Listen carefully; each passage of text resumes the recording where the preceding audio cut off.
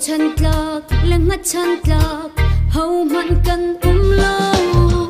zum ok lạc asirua lai kan ti mi zong hi akan deu jisu long hi zum ok lạc asi boy jisu long long hi bao chân lạc chu asi boy jisu long long hi zum ok lạc chu asi vulai kan hoi kom na chu ilhen kan mang to se kan boy jisu chu hlen amang velo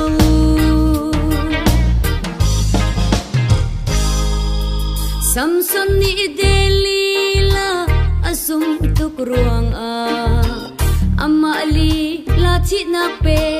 tu arak si ni hin i kan zum tuk mi kan hoi kom na hi chan rau lo kan cha long fa na pur tu an chang boy jisu long long hi bao chan klak chu asi boy jisu long long hi zum ok klak chu asi vulai kan hoi kom na chu ilhen kan mang to se kan boy jisu chu hlen amang velo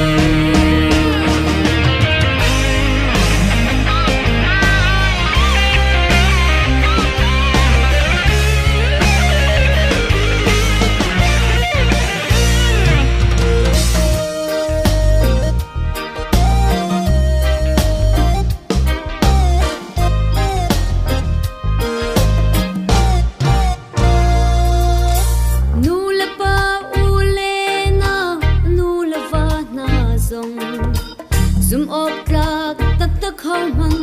kan shim lo pa se tra evangeli cheu khat na zong hi achana an hi dau ton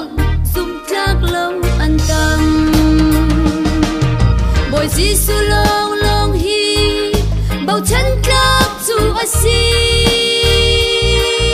boy jisu long long hi zum ok klak chu asi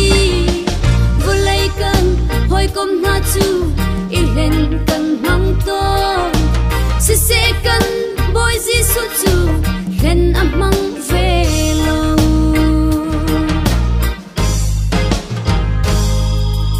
chu si cha a hoi dot jisu ti lo chun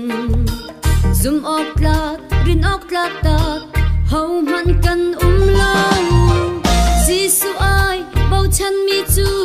zum ok an klak i an nun a krim wi sam tu kha chuang zum zal boy jisu long long hi bao chan klak chu asi